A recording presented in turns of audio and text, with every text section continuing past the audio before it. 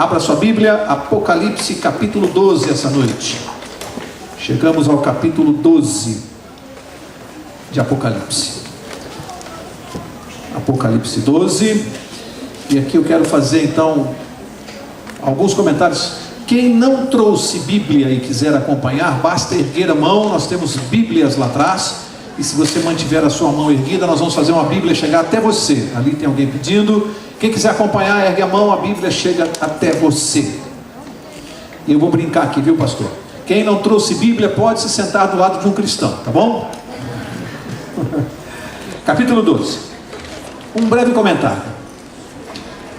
Nós temos estudado desde o capítulo 1 de Apocalipse e temos visto, algumas pessoas até comentam comigo que estão impressionadas por descobrirem, primeiro, que o livro do Apocalipse não é nenhum mistério, nenhum absurdo, nada de... Hoje as coisas estão reveladas com muito mais clareza para nós. Os fatos históricos já aconteceram, então fica mais fácil entender aquilo que já aconteceu. E algumas pessoas têm comentado comigo que estão impressionadas no que estão descobrindo no livro de Apocalipse, pastor. Eu tenho ouvido isso toda quarta-feira de pessoas que disseram, pessoas que não, talvez nunca tenham estudado esse livro, estão impressionadas. E vocês estão vendo como a história tem confirmado tudo que nós estamos estudando. Aí eu pergunto, será que no capítulo 12 será diferente? Eu acho que não, né? Eu acho que a profecia deste capítulo é tão fiel quanto a dos demais.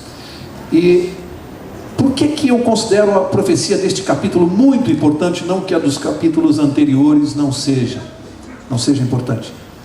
Ela é muito importante porque ela tem muito, mas muito a ver conosco, com o tempo que nós estamos vivendo, com o que está acontecendo na nossa vida. Essa profecia está aqui, próxima, ela está presente na nossa vida diária. E ela responde uma pergunta que eu não vou fazer já, eu vou deixar para fazer mais à frente do estudo. Ela responde uma indagação que eu acho que cada um de nós já se fez, e já recebeu essa pergunta de muitas pessoas. Mais adiante eu vou dizer que pergunta é essa, da importância desse estudo. Portanto, tudo aquilo que a gente vinha estudando, toda a perseguição que a igreja de Deus sofreu, nós vamos ver esta noite de uma maneira diferente, por um outro enfoque, e você vai ver que profecia impressionante. Como é que esta profecia vai contar a trajetória da igreja de Cristo desde o tempo de Jesus até hoje, em poucos versos, não mais do que 18 versos. Tente você contar toda a história da vida da igreja de Cristo em apenas 18 versos, tente fazer isso, mas Deus consegue. Então nós vamos ver juntos que coisa impressionante, como é que a trajetória da igreja foi descrita no tempo através dos símbolos do Apocalipse. Então verso 1, Apocalipse capítulo 12, verso 1. A esta altura do nosso estudo, muitos dos símbolos já estão mais fáceis de entender, porque são símbolos que a gente já estudou em capítulos anteriores. Então agora fica até mais fácil para mim aqui também, porque não preciso explicar cada um. Tem símbolos aqui que nós já vimos e é só lembrar. Então aqui diz assim, Apocalipse 12, 1. Viu-se um grande sinal no céu, uma mulher vestida do sol, tendo a lua debaixo dos pés e uma coroa de 12 estrelas sobre a sua cabeça. Para aqui. Bom, mulher em profecia, o que significa? Já estudamos. Igreja, povo de Deus. Então já sabemos que a profecia começa falando de uma mulher, de uma igreja vestida do sol. Quem se lembra quem é comparado na Bíblia ao sol da justiça? Jesus Cristo. Malaquias 4:2, para quem quiser conferir depois em casa. Lá diz que Jesus é o sol da justiça. Esta mulher, esta igreja está vestida com o sol, significando o quê? Que ela tem como centro da sua doutrina quem? A pessoa de Jesus Cristo. Essa igreja é a igreja de Cristo. E diz que ela tem a lua debaixo dos pés. E vai ficar fácil de entender esse simbolismo. Qual é a diferença entre a lua e o sol? Alguém sabe? É que a lua reflete o brilho do sol. Opa! Direto. A lua reflete o brilho do sol. A lua não tem luz própria. Jesus é o sol, ele tem a luz própria. A lua não tem. Ela está debaixo dos pés dessa mulher. Essa mulher está fundamentada em cima de algo que reflete a luz de Jesus, mas não tem luz própria. E nós vamos ver também, você se lembra lá em Hebreus, quando diz que aquelas cerimônias do Velho Testamento significavam sombras das coisas futuras. Vocês se lembram disso? Elas apenas apontavam para quem? Para Jesus. Portanto, o Antigo Testamento, ele era como se fosse assim uma sombra daquilo que viria com Jesus, em relação às cerimônias. Então esse simbolismo, para não complicar, significa que a igreja vestida do sol, a igreja de Cristo, está fundamentada sobre o Antigo Testamento, a lua, tá? A palavra de Deus, em outras palavras. É uma igreja que tem em Cristo o centro da sua doutrina e como fundamento da sua doutrina exclusivamente a palavra de Deus. Só vale a palavra de Deus, o que está escrito na palavra de Deus. Dogmas, pensamentos humanos, filosofias humanas não valem para essa igreja. Somente a palavra de Deus. Portanto, está claro que essa profecia está falando da igreja de Deus, uma mulher vestida do sol. E diz que ela tinha uma coroa de 12 estrelas sobre a sua cabeça. Coroa simboliza o que para você? Uma coroa. Vitória, mas também simboliza realeza. Sim ou não? Sim. Realeza. Lembra-se que Pedro disse que a igreja é o sacerdócio real? Lembra-se dessa expressão de Pedro? A igreja de Deus tem a realeza de Cristo, tá? Portanto, essa descrição mostra e fala de 12 estrelas. 12 é o número do reino de Deus. Interessante, né? Quantas tribos em Israel? 12. Quantos apóstolos? Quantos fundamentos na Nova Jerusalém, nos muros? Quantas portas? Pois é. 12 é o número do reino do céu. Aqui 12 estrelas, simbolizando claramente que todo esse verso está tratando de que igreja? De Cristo. Está falando da igreja de Deus, tá? Então começa a trajetória dela aqui, com Jesus. Vamos ver o que vai acontecer com ela? Agora vamos para o verso 2. Diz que essa mulher, esta igreja, estava grávida e gritava com as dores de parto, sofrendo tormentos para dar à luz. Esta igreja estava para dar à luz a quem? Grávida de quem? Quem era o filho dessa igreja? Cristo Jesus. Ela sofria com as dores do parto. Por quê? Cristo ainda não tinha vindo ao mundo. Estava para vir ao mundo. Estava prestes a vir. E essa igreja estava gemendo com as dores do parto. Ok? Verso 3. Diz assim: viu-se também outro sinal no céu. Um grande dragão vermelho que tinha 7 cabeças e 10 chifres. E sobre as suas cabeças 7 diademas. Verso 4. A sua cauda levou após si a terça parte das estrelas do céu e lançou-as sobre a terra. O dragão parou diante da mulher que estava prestes a dar à luz, para que, dando ela a luz, o que ele ia fazer? Lhe devorasse o filho. Então vamos lá, verso 3. Viu-se um grande dragão vermelho. Quem é o dragão? Apocalipse. Diabo, Satanás. Isso inclusive nós vamos ver nesse mesmo estudo no verso 9. Lá vai dizer claramente que o dragão aqui é Satanás, tá? No verso 9. Mas nós estamos no 3, sabemos que o grande dragão vermelho é Satanás, o diabo. Diz que ele parou diante desta mulher, a igreja de Cristo. Ela estava prestes a dar à luz. Jesus não tinha nascido ainda, mas estava prestes a nascer. O que o diabo queria fazer? Lhe tragar o filho. Por que ele queria fazer isso? Ele conhecia a palavra de Deus? O diabo conhece? Conhece muito. Ele sabia pelas profecias do Velho Testamento que estava no tempo da vinda do Messias, o Cristo, sabia? Estava no tempo. Então ele estava de olho na igreja. Chegou o tempo da vinda do Messias e ele queria lhe tragar o filho. O que o diabo fez para conseguir fazer isso? Alguém se lembra? Pastor não vale responder, né? Que já respondeu aqui. Lembra-se, aqui a gente pode tirar uma lição, amigos. Mostra que o diabo ele opera através de pessoas, de poderes, nações, reis. Ele opera, ele usa intermediários, ou seja, ele instiga pessoas, ele inspira pessoas a fazerem o que ele está determinando que seja feito. Pessoas, evidentemente, que não estão apegadas a Cristo, são instrumentos dele.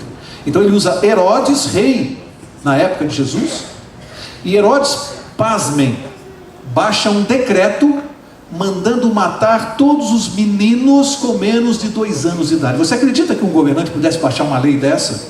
Sabe o que acontecia?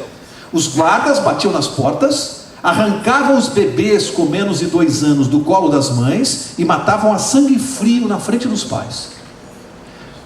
Quem que o diabo queria matar? Cristo. A ideia em matando todas essas crianças era acertar Cristo Jesus. Mas não conseguiu. Porque, nós vamos ver mais para diante, porque não conseguiu. E aqui diz que ele tinha 7 cabeças e 10 chifres. E aqui já o diabo, estudamos nas profecias anteriores, qual foi o poder que perseguiu a igreja durante todo o tempo da Idade Escura? Roma pagã e depois a Roma papal. É aquele mesmo animal terrível lá de Daniel 7, que tinha 7 cabeças e 10 chifres. Portanto, o dragão é o mesmo, utilizando os mesmos poderes que ele utilizava. Aqui se referindo ao dragão que tinha 7 cabeças e 10 chifres. Os 10 chifres, as 7 cabeças representam o Império Romano, não é? Já estudamos. E os 10 chifres, as 10 nações da Europa, dividida. Tá certo? Verso... não posso pular o verso 4 aqui, que diz que a cauda do dragão levou a terça parte das estrelas do céu e lançou-as sobre a terra. Quem são as estrelas do céu que despencaram junto com Satanás do céu? Os anjos, ou demônios. Os anjos maus foram expulsos do céu. Diz que ele convenceu a terça parte do céu com o quê? Com a sua cauda. Portanto, o que é a cauda do dragão? O que ele usou para convencer os anjos? A mentira e o engano. Então o que é a cauda do dragão? É a mentira e o engano de Satanás. Isso aqui é a cauda do dragão. As falsas doutrinas representam aqui a cauda do dragão que gerou a expulsão desses seres lá do céu. Verso 5, referindo-se à mulher. Ela deu à luz um filho, um varão que há de reger todas as nações com vara de ferro. E o seu filho foi arrebatado para Deus e para o seu trono. Aqui fica muito claro quem era o filho dessa mulher que está grávida, uma vez que ele foi arrebatado para o trono de Deus. E quem está falando? Jesus. Só pode ser Jesus Cristo, mais ninguém. Portanto, o filho desta igreja que foi arrebatado para Deus foi o próprio Cristo Jesus. Verso 6 agora, né? Verso 6 diz assim: eu estou correndo de propósito, amigos, porque eu quero me deter um pouquinho mais adiante. Estou correndo aqui, até porque tem muita coisa que a gente já estudou. Eu quero me deter um pouquinho mais lá no meio desse capítulo. Por isso que eu estou andando rápido aqui. Verso 6 diz assim: a mulher fugiu para o deserto, onde já tinha lugar preparado por Deus, para que ali fosse alimentada durante 1260 dias. Percebe como vocês já vão se acostumando agora com os símbolos do Apocalipse? Em quantas profecias já estudamos essa questão dos 1260 dias, que já sabemos que são anos? Percebe? O Apocalipse agora você já está entendendo e situado na história. Lembra o período, quando que começaram os 1260 anos da perseguição da igreja cristã? Alguém lembra a data? 538, com o decreto de Justiniano. Quando é que terminou esse período? Só você acrescentar 1260 anos a 538, você vai chegar ao ano de 1798. Terminou com a prisão do Papa Pio VI, lá na França, na cidade de Avignon. 1260 anos, já estudamos isso, por isso que eu estou correndo aqui, né? Nós já estudamos. Então o que você começa a perceber? A igreja de Deus, antes do nascimento de Jesus. Você percebe o diabo perseguindo a igreja, querendo matar Jesus. Não conseguiu matar. Jesus foi protegido. Lembram-se dos reis magos que vieram visitar Jesus quando ele estava para nascer? E viram, conhecer. Eles trouxeram o que? Alguém se lembra para Jesus? Presentes. Sabe o que os pais de Jesus fizeram? Venderam os presentes, fizeram dinheiro para poder fugir com o menino Jesus, para sair dali onde estava ocorrendo a matança. E ele foi escondido no deserto. Cristo foi escondido para não ser morto quando ele era menino. Veja como todo o plano de Deus está funcionando. Agora a profecia avança e chega na Idade Média. Por que eu sei? Porque está dizendo que a igreja foi obrigada a fugir para o deserto. Lógico, a perseguição que ela vinha sofrendo. E nós estudamos. Ela foge e diz que fica escondida por quanto tempo? 1260 anos. Não é novidade para nós. Já estamos estudando isso há várias quartas-feiras. Percebem como a profecia vem vindo numa cronologia. Então hoje você já entende o que está acontecendo com essa igreja. Agora chegamos no período da perseguição. Vamos seguir. Verso 7. Agora no verso 7 vai acontecer uma coisa curiosa que eu vou explicar. Verso 7 diz assim: E houve guerra no céu. Miguel e os seus anjos batalhavam contra o dragão. E o dragão e os seus anjos batalhavam, mas não prevaleceram, nem mais o seu lugar se achou nos céus. E foi precipitado o grande dragão, a antiga serpente, que se chama Diabo e Satanás, que engana todo mundo. Ele foi precipitado na terra, e os seus anjos foram lançados com ele. Eu disse que no verso 9, a própria Bíblia daria a identidade do dragão. E aqui fala que é Satanás, que é o diabo. Mas interessante, que a gente que vem acompanhando a trajetória da igreja, a perseguição, chega lá no ano de 1798 e de repente a profecia abre um parênteses. É como se eu estivesse falando aqui para vocês e de repente eu dissesse assim: agora abre um parênteses aqui que eu quero fazer um comentário. É isso que a profecia vai fazer. De repente é revelado ao profeta João, escritor de Apocalipse, algo muito importante para nós. Ele foi conduzido à questão da origem do mal. Está falando da igreja, período de perseguição, de repente abre um parênteses e diz assim, se remete a um fato que aconteceu lá no passado, que a Bíblia, o Antigo Testamento já falava. Houve uma guerra no céu. Aí conta que Miguel e os seus anjos, quem é Miguel? Jesus Cristo, é o nome que é dado a Cristo. Por quê, hein? Por que esse nome? Em primeiro lugar, esse nome só aparece 7 vezes na Bíblia. Você não vai encontrar 8, ele aparece somente 7 vezes. Sempre quando Jesus está em confronto pessoal com Satanás. Pode ver, nas 7 vezes. Em função do significado do nome Miguel, que se traduz por quem é como Deus. Isso que significa Miguel. Quem é como Deus? E como é que se responde essa pergunta? Quem é como Deus? Somente Cristo Jesus. Esse nome Miguel não pode se aplicar a nenhum outro personagem, a não ser Cristo Jesus, que ele é o único que é como Deus, ok? E diz que ele tinha os seus anjos no céu e batalhavam contra o dragão, e o dragão tinha os seus anjos, o seu exército, e o dragão foi expulso do céu. Portanto, aqui é uma cena que fala a respeito da origem do mal. Agora o parênteses aqui, eu quero fazer o seguinte comentário, interessante para nós aqui nos nossos dias, a respeito da origem do mal. Algumas pessoas têm muita dificuldade de entender isso aqui.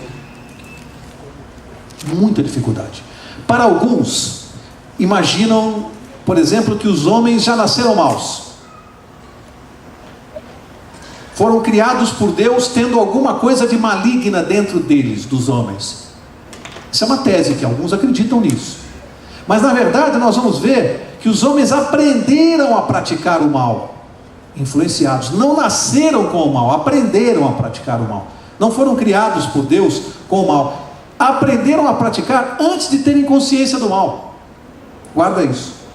Antes de terem consciência do mal, aprenderam a praticar o mal. Essa é a história de Lúcifer, a origem do mal. Outros mais ousados acreditam que Deus criou o mal. Tem gente que pensa que Deus criou o bem e o mal e deu ao homem livre arbítrio para escolher entre o bem e o mal. Certo ou errado isso? Errado. Deus não criou o bem e o mal e nos deu livre arbítrio para escolher entre uma coisa e outra. Deus criou somente o bem. Já estudamos isso. Outro dia eu li uma história de uma menina que não tinha os 2 pés, e na sua adolescência, ela vendo as crianças correrem, brincando, ela perguntou para a mãe: mamãe, onde estão os meus pés? E a mãe se conteve, difícil responder isso para a filha, ela se conteve um pouquinho e respondeu: querida, Deus não te deu pés. Deus não te deu pés. Culpou a Deus. Isso é um absurdo. Algumas pessoas culpam a Deus pela existência do mal. Errado. É uma outra tese completamente errada, quando a gente estuda sobre a origem do mal na Bíblia. Outros acreditam em predestinação para condenação. Amigos, existe predestinação na Bíblia? Sim, existe. Para salvação. Nós somos predestinados para a salvação e não para a perdição. Ninguém vem ao mundo condenado. Deus não cria alguém para ser ladrão, assaltante. Não. Deus não mandou ninguém ao mundo para ser assaltante. Isso é fruto do livre-arbítrio humano. Nós fomos predestinados para a salvação em Cristo Jesus. E nunca predestinados para a perdição. Senão, onde estaria o livre-arbítrio? Que Deus seria esse que faria com que alguns viessem ao mundo predestinados para se salvarem e outros predestinados para perderem a salvação. Que Deus é esse? E onde está o livre-arbítrio daquele que já vem predestinado para se perder? Cadê o livre-arbítrio? Isso é um absurdo, mas tem gente que acredita nesse tipo de predestinação para a perdição ou para a condenação. Afinal de contas, a pergunta é: então, se os homens aprenderam a praticar o mal, aprenderam com quem? Quem é? Satanás. É isso que a Bíblia vai ensinar. Ensina. Houve guerra no céu, Miguel e seus anjos, o anjo foi expulso. Aí a Bíblia depois explica o motivo pelo qual ele foi expulso. Ele queria o trono de Deus, queria o lugar de Deus, teve inveja de Deus, inveja do Filho de Deus, porque na verdade a questão de Satanás é com o Filho de Deus. O problema dele é com Jesus. E em função disso, diz a Bíblia que ele era perfeito, foi criado perfeito, tinha um caráter perfeito, até que se achou iniquidade no caráter dele. E aí é um mistério. A Bíblia não explica como é que o mal entrou no coração de um anjo perfeito. Isso é um mistério. E aí este anjo passa a influenciar para o mal os seres celestiais e depois os seres humanos. Portanto, o homem aprendeu a praticar o mal influenciado. E hoje, lógico, o mal está na nossa natureza. Mas é importante entender isso que eu estou dizendo aqui. Olha, outro dia eu vi uma coisa interessante. Alguém já viu aqui pista de aeromodelismo? Sabe o que é? Já viram? Quando você passa ali perto de Americana, tem uma pista de aeromodelismo. Então você passa na estrada, você vê aqueles aviões voando assim no céu, aviões até de tamanhos grandes. E não tem piloto no avião. Tem alguém aqui embaixo, né, controle remoto, controlando o avião. E o avião faz aquelas piruetas e tal. É um esporte isso. Ele controla com o controle remoto. Mas não tem piloto. Ele não precisa colocar as mãos no avião para o avião fazer o que ele quer. Será que tem algum ser que controla os seres humanos com algum controle remoto?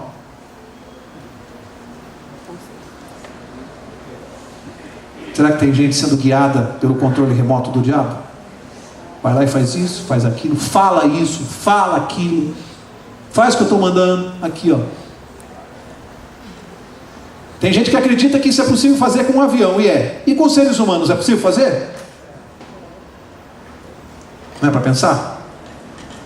As minhas atitudes é que vão dizer se eu sou teleguiado por um controle remoto ou não. As minhas atitudes. Conhece aquela história do sujeito que foi na banca de jornal comprar um jornal?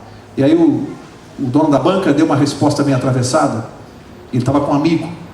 E ele sorriu, brincou, falou: pois não, está aqui o dinheiro, pagou o jornal cantando. E o dono da banca, de cara amarrada, ele disse assim: você compra jornal todos os domingos aqui nessa banca? Compra.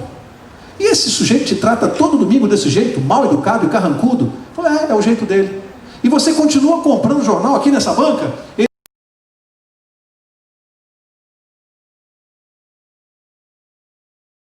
Eu não vou permitir que ele determine como eu devo me comportar.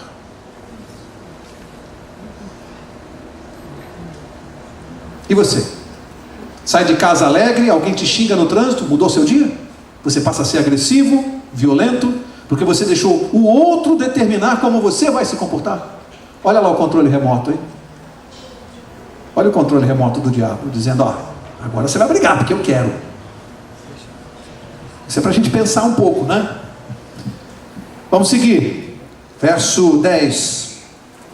O verso 10 diz assim: então ouvi uma grande voz no céu que dizia: agora é chegada a salvação, e a força e o reino do nosso Deus, e o poder do seu Cristo, pois já o acusador de nossos irmãos foi lançado fora, o qual diante do nosso Deus os acusava de dia e de noite. O acusador foi expulso. Qual é a profissão de Satanás aqui no céu? O que ele fazia? Qual é a ocupação principal dele? Acusador. De quem? Quem que ele está acusando? Faz assim com o dedo, ó. Ele está me acusando, ele está te acusando, ele não faz outra coisa. Quando a gente faz uma coisa errada aqui, ele fica apontando o dedo, está vendo? Ó, isso aqui que é povo de Deus, deve dizer para Jesus: esse aqui que é cristão? A função dele é acusar. Ele não faz outra coisa.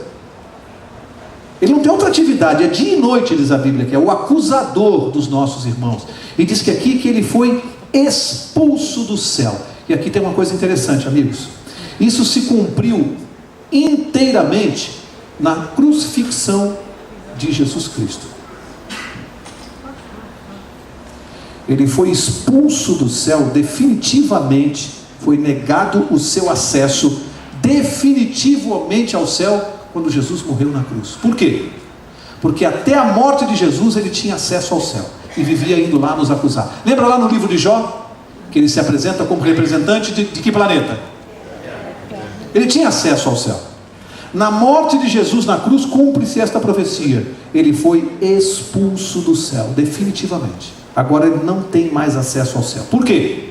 Porque quando ele matou o Filho de Deus na cruz, neste exato momento, todo o mal que ele representava foi desmascarado perante os anjos. Ele se revelou um homicida. Todos os planos que ele tinha, as ideias que ele tinha, se demonstraram totalmente malignas quando ele matou o Filho de Deus. Ali ele não conseguiu mais a simpatia dos anjos, de ninguém. Ali ele foi desmascarado. E a partir dali, com toda a autoridade, Deus proibiu o seu acesso ao céu. Guarda isso. Foi na cruz que Satanás perdeu acesso ao céu. Na morte do Filho de Deus. O acusador foi expulso. Antes da morte de Jesus, ele ainda tinha acesso ao céu, como a Bíblia retrata. Tá certo? Verso 11. Eles o venceram pelo sangue do Cordeiro e pela palavra do seu testemunho. Não amaram as suas vidas até a morte. Pelo que alegrai-vos, ó céus, e vós que nele habitais. Ai dos que habitam na terra, e ele tem grande ira, sabendo que pouco tempo lhe resta. Engraçado não, né? Terrível. É que a Bíblia diz que os seres celestiais, os anjos, festejaram que ele não podia mais vir ao céu. Por quê? Porque eles não queriam mais presenciar o acusador acusando aqueles pelos quais Cristo morreu na cruz. Eu e você. Os anjos não têm prazer nisso. Não admitem isso, que aqueles que seguem a Jesus sejam acusados. Os anjos não querem isso. E quando ele foi permitido o acesso dele, houve um alívio no céu. Ele é um ser indesejável. Houve festa. Mas a Bíblia diz assim: ai dos que habitam na terra. Ele desceu até vós e tem muita ira. Pouco tempo resta para ele. Tem muita ira. Ele está aqui, no nosso mundo. Isso começa a explicar o que está acontecendo no mundo hoje. Começa a explicar os problemas da nossa vida, da minha e da sua. Um diabo irado com raiva. Raiva de quem? De quem ele tem raiva? Do povo de Deus. Do povo de Deus. A raiva dele é do povo de Deus. Ele não está com raiva dos caras que estão assaltando aí na esquina. Ele não tem raiva de estuprador, de assassino, de bandido. Ele não tem raiva. Ele tem raiva, amigo, de quem está aqui dentro. Tem raiva. Irado. A Bíblia diz assim: ai de vós que estão aí na terra, porque é contra vocês que ele está muito irado, está muito nervoso. Sabe por quê? Pouco tempo lhe resta. É um derrotado. É um derrotado. Foi vencido. Nós só estamos esperando acabar o jogo. É como se fosse um exemplo assim, ó. O jogo está no fim, tá, Copa do Mundo está 5-0 para o Brasil. 40 minutos do segundo tempo. Você está preocupado com o quê? Você está contando para acabar o jogo. Sabe aquele adversário perdido que começa a dar butinada, pontapé? É isso aí, está derrotado. Já perdeu o jogo. Mas aqui tem uma ilustração legal também, hein? Imagine nesse exemplo que eu dei, aqui, 5-0 para o Brasil, 40 do segundo tempo. Imagina que eu estou no banco de reservas. Estou assistindo o jogo. Aí o técnico olha para mim, faltam 3 minutos só, está 5-0, o jogo está ganho, diz assim: Mauro, vai lá, você vai entrar. Você vai substituir o Ronaldinho Gaúcho. Pretensão, né? Olha só. Amigos, olha só. O que vocês acham? Eu vou entrar em campo como o jogo já está ganho? E vou ficar chutando a bola para o lado, não corro, não vou, estou desanimado? Ou nesses 3 minutos eu vou jogar tudo o que eu sei? O que vocês acham? O que vocês acham? Pois é, mas eu quero dizer para vocês que o jogo já está ganho sim. Nós estamos nos 42 do segundo tempo e Cristo pediu para nós entrarmos e fazermos a nossa parte agora, para contar essa história para os outros. O que nós estamos fazendo, hein? tocando bola para o lado, sem nos esforçarmos, ou você está dando tudo o que pode? O filho varão. Verso 14: foram dadas à mulher as 2 asas da grande águia, para que voasse até o deserto, ao seu lugar, onde é sustentada por um tempo, tempos e metade de um tempo, fora da vista da serpente. Olha só, ele foi expulso do céu, não tinha mais acesso ao céu. O problema dele era com Jesus, não conseguiu derrotar Jesus aqui na terra, perdeu. Lembra a profecia de Gênesis 3,15? O que aconteceria com o descendente da igreja? Feriria a serpente aonde? Como é que você mata uma cobra? Cabeça. E como é que os descendentes de Satanás atingiriam a serpente? De que maneira? Calcanhar. Você mata uma cobra no calcanhar? Nem sei se cobra tem calcanhar. Mas não acontece nada se você ferir alguém no calcanhar. Mas a serpente seria ferida na cabeça. Perdeu a batalha aqui para Jesus. Ele está irado. O que mudou a partir do verso 13? Até o verso 13 ele quer tragar o filho da mulher. Até o verso 13. O foco dele está no filho. Perdeu a batalha, perdeu o acesso ao céu. O foco virou para quem? Para a mulher. Para quem? Faz assim com o dedo, ó. Ai daqueles que habitam na terra. A bronca dele agora é com a igreja. Com Jesus não tem mais jeito. Agora a ira é em cima da mulher. Ele quer atingir a mulher. Não conseguiu atingir o filho, quer atingir a mulher. E aí o que acontece? Deus vai deixar? O que Deus fez? Pegou a mulher, escondeu a mulher onde? Segundo a Bíblia. No deserto. Por quanto tempo? 1260 anos. E aqui fala, nessa tradução, um tempo, 2 tempos e metade de um tempo. Um tempo, 1 ano, 360 dias. 2 tempos, 2 anos, 720 dias. Metade de um tempo, metade de um ano, 180 dias. Soma, 360, 720, mais 180, 1260 dias igual a anos. É a mesma coisa, 1260 dias. E um tempo, 2 tempos e metade de um tempo é a mesma coisa.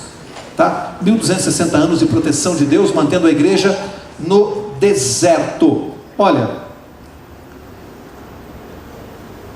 1260 anos ou 12 séculos protegendo a sua igreja, escondida, guardada por Deus. Olha o carinho desse Deus. Escondeu. Agora eu quero chamar a atenção de vocês. Durante todo esse período da Idade Média, da Idade Escura, havia uma igreja visível na terra. Sim ou não? Sim. Estava em Roma. Em Roma, agindo com grandes catedrais, grandes templos, uma igreja visível. Mas a Bíblia diz que a igreja de Deus, a mulher, não estava na terra, não, ela foi para o deserto. Ela foi escondida no deserto, ela não estava visível, com catedrais, com templos. E aí você sozinho tira a sua conclusão aí. A igreja de Deus estava escondida no deserto. Pensa só você.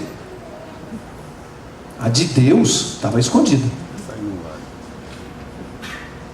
Em outras palavras, a outra era a igreja de Deus? Não.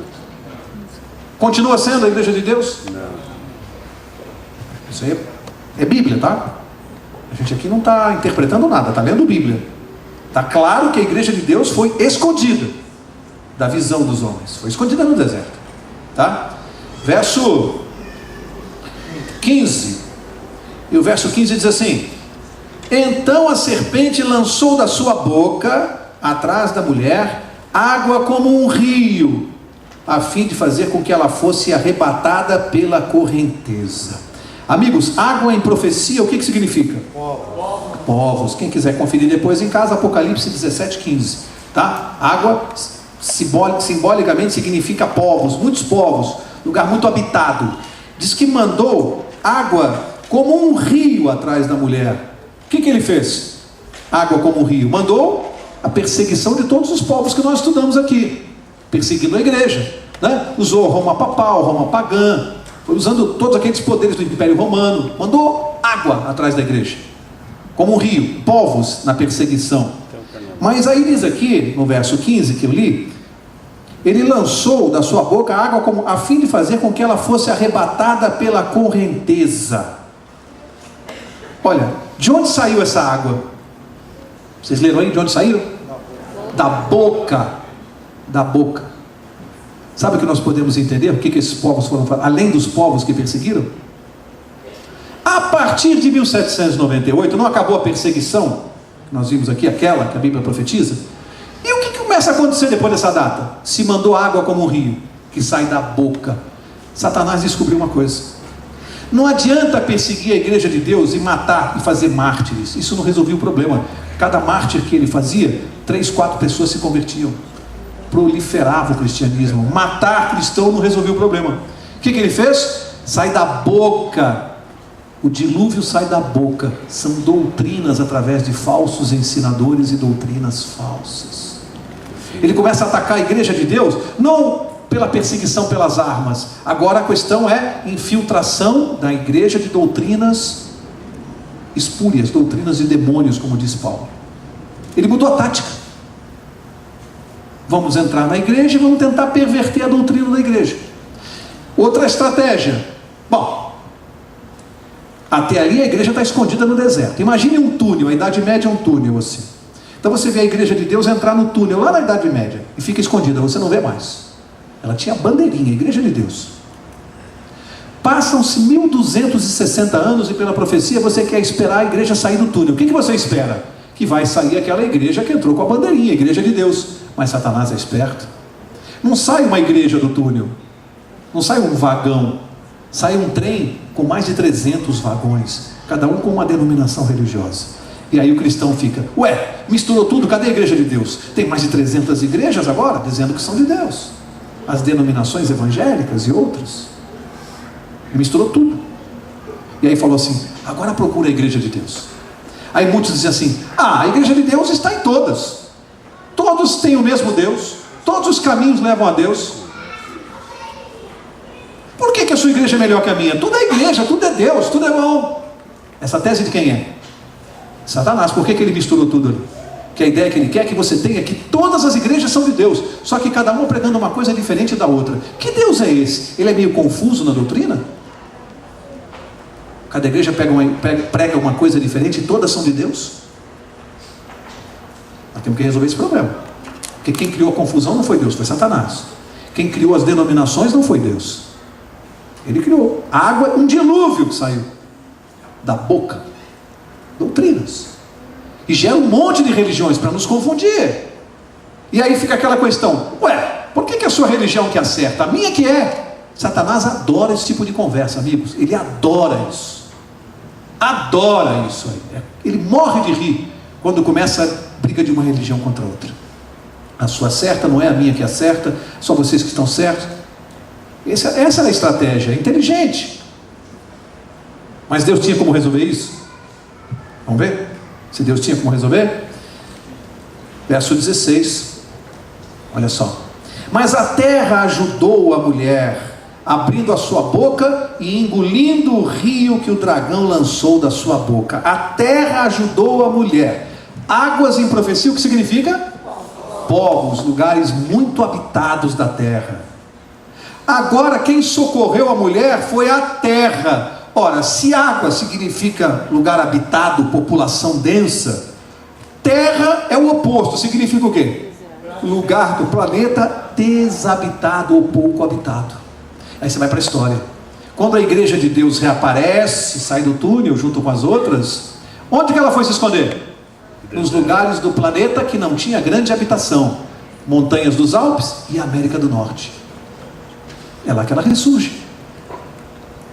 Continente que ainda não tinha sido explorado. A terra socorreu a mulher. Lá na América do Norte reaparece a verdadeira igreja de Deus.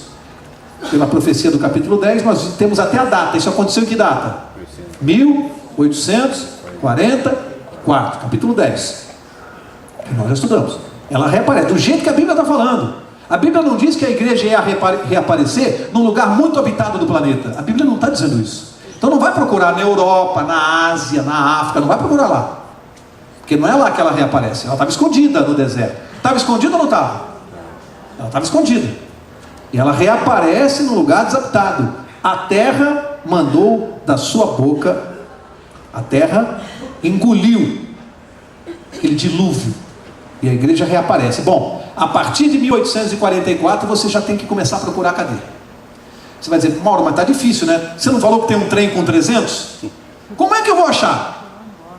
Bom, já demos algumas dicas. Começa a procurar lugar desabitado, América do Norte naquele período. Por enquanto, até o verso 16 é a dica bíblica. Por enquanto. Sabe, a terra abriu a sua boca, disse aqui, né? Interessante essa expressão, a terra abriu a sua boca e engoliu. Tem uma outra aplicação interessante também, quando a terra abre a sua boca, porque, curiosamente, a arqueologia e a geologia tiveram dois papéis interessantes, né? A arqueologia para confirmar até nossos dias a exatidão da palavra de Deus, da Bíblia Sagrada, a precisão daquele livro. Foram descobertos na terra através da arqueologia, que hoje está provando que vários dos livros do Velho Testamento são fidedignos e reais, autênticos. A arqueologia está provando isso. E a geologia tem feito provas maravilhosas contra o quê? O evolucionismo. E a terra está aqui socorrendo. Duas aplicações interessantes aqui, né? As duas. Mas agora chegou onde eu queria chegar. Verso 17. Verso 17 diz assim: mas a terra ajudou a mulher. Não, verso 17. Então o dragão irou-se contra a mulher. Não falei que a ira dele é contra a mulher? Deixou de ser contra o filho. O dragão irou-se contra a mulher e foi fazer guerra aos demais filhos dela, os que guardam os mandamentos de Deus e mantêm o testemunho de Jesus. Amigos, para encerrar aqui eu quero dizer uma coisa para vocês, um testemunho rapidinho aqui. Quando eu comecei a estudar a Bíblia, já falei aqui, mas tem visitas, né? Eu me converti aos 40 anos, eu tenho 52 hoje, eu me converti aos 40, faz 12 para 13 anos que eu sou convertido. Não tinha uma religião antes, né? Nenhuma religião que eu frequentasse. Quando eu comecei a estudar a Bíblia, eu frequentei várias igrejas evangélicas, várias, pelo menos umas 8 que eu me lembro, denominações diferentes. Eu estava procurando Deus, parava numa igreja, frequentava outra, ia num culto daqui, outro. Eu já contei isso aqui em outros testemunhos. E quando comecei a estudar a Bíblia, fui tendo estudos, até que cheguei a ter um estudo com uma determinada denominação, que eu não vou dizer aqui qual é. E essa denominação pregava coisas impressionantes para mim, pregava a guarda do sábado, coisas que eu achava estranhas. E tudo isso que nós estamos aprendendo aqui. E um dia eu fiz uma pergunta, que é aquela pergunta que eu falei lá no início do estudo, que eu ia fazer no meio. Eu fiz. Só a igreja de vocês é que está certa? Eu perguntei isso. Eu queria saber. Porque do jeito que a gente vem estudando, parece que só tem uma igreja verdadeira. E eu perguntava isso. E eu tive que descobrir sozinho, estudando a Bíblia, que realmente a igreja de Deus só pode ser uma, não podem ser duas.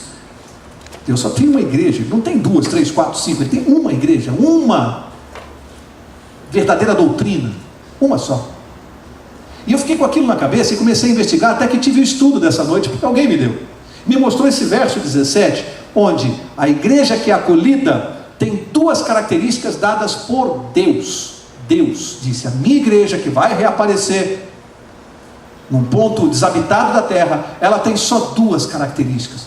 Você fala, peraí, mas um trenzinho com mais de 300 vagões com denominações, como é que eu vou achar? Deus disse assim, só com duas características. Você não acha muito pouco para procurar? Mais de 300? Hoje são mais de 2.000, se não me engano, denominações evangélicas, segundo as últimas estatísticas aí da ONU, já são mais de 2.000 ao redor do mundo. Deus deu só duas características para você encontrar a igreja dele. Ele disse, a que guarda os mandamentos de Deus e tem o testemunho de Jesus. E aí, eu comecei a ter esses estudos, e comecei a frequentar, e comecei a procurar, eu por mim mesmo. Entrava numa igreja, sentava lá no fundo, começava a assistir o culto, e de repente eu perguntava para a pessoa do lado, aqui vocês guardam todos os mandamentos, os 10, inclusive o quarto? Não precisa mais, porque Jesus aboliu. Não guardam os 10? Não guardamos. Bom, segundo a Bíblia, eu não estou na igreja de Deus, porque ela tem que guardar os 10, é característica dela. E aí comecei a eliminar, e fui eliminando, e foi impressionante. Vê aí você na sua cabeça, você vai começar a eliminar. Pensa aí uma igreja que guarda os 10, inclusive o sábado. É a característica da igreja de Deus. E a segunda tem que ter o testemunho de Jesus, que nós vamos estudar no capítulo 19, que eu só vou adiantar, que é o espírito de profecia, Um profeta também faz parte da característica desta igreja. Ela tem que guardar os 10 mandamentos e tem que ter um profeta. Se tiver uma característica só, não é a igreja de Deus. Tem que ter as duas. As duas características não podem se divorciar. Tem que ter as duas. Então, se você aceita que guarde os 10 mandamentos, mas não aceita o profeta, você está contra a profecia, porque tem que ter um profeta. Ah, mas eu não aceito que tenha profeta. Bom, você está querendo criar uma outra igreja que não é de Deus. Porque é de Deus, tem que ter um profeta. É a característica dela. E aí começou a acontecer uma coisa interessante, que quando eu fazia a classe bíblica lá no Tatuapé, e o seu João está aqui, que acompanhou 7 anos lá, eu brincava muito de uma maneira, é uma brincadeira com as pessoas, né? No fim desse estudo, eu senti algumas pessoas olhando para mim, esperando que eu diga, bom, e afinal, qual é a igreja? E eu brincava dizendo assim, ué, o problema é seu, dê as características, vai procurar você. Ué, procura você, você quer tudo prontinho? Vai procurar você. A igreja que guarda os 10 mandamentos e tem espírito de profecia. Não procura pela tabuleta, porque Deus não falou que é pelo nome. Ele não falou, olha, a minha igreja chama-se Batista, Metodista, Adventista, Católica. Ele não falou pelo nome. Ele deu características, só 2. Então vai procurar você. Você vai rodar como eu, vai rodar, e eu vou ter a imensa satisfação de revê-lo aqui. Porque eu rodei. Procura as 2 características da igreja de Deus no tempo do fim. São só 2, não é difícil. Guardar os 10 mandamentos e ter o testemunho de Jesus. Vocês não acham que é muita coincidência que nos tempos que nós estamos vivendo só uma igreja faça isso? Porque se 2 ou 3 ou 4 fizessem, como é que você ia achar a igreja de Deus?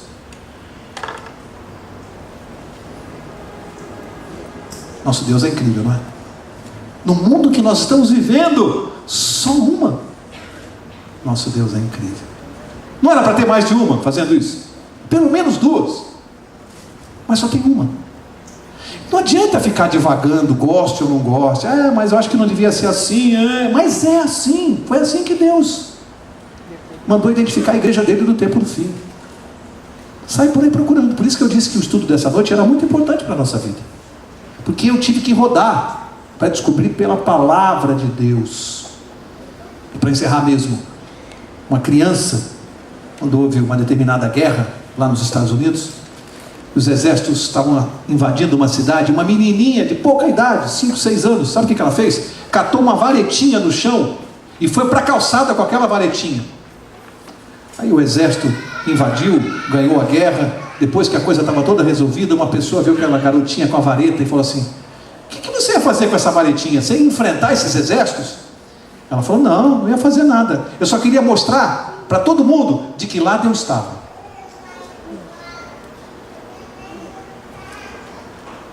A questão para nós é mostrarmos claramente de que lado nós estamos. É importante saber de que lado você está. Lembra-se lá da profecia de Gênesis 3,15? A descendência da serpente e a descendência da mulher. São 2 descendências, da serpente e da mulher. Os nossos atos é que vão dizer se eu faço parte da descendência da mulher ou se eu faço parte da descendência da serpente. As minhas escolhas. Deus está precisando de homens nesse tempo aqui que digam claramente, mostrem claramente de que lado estão. É disso que ele precisa.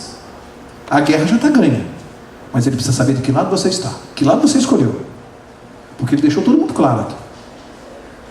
Eu vou pedir para o pastor orar.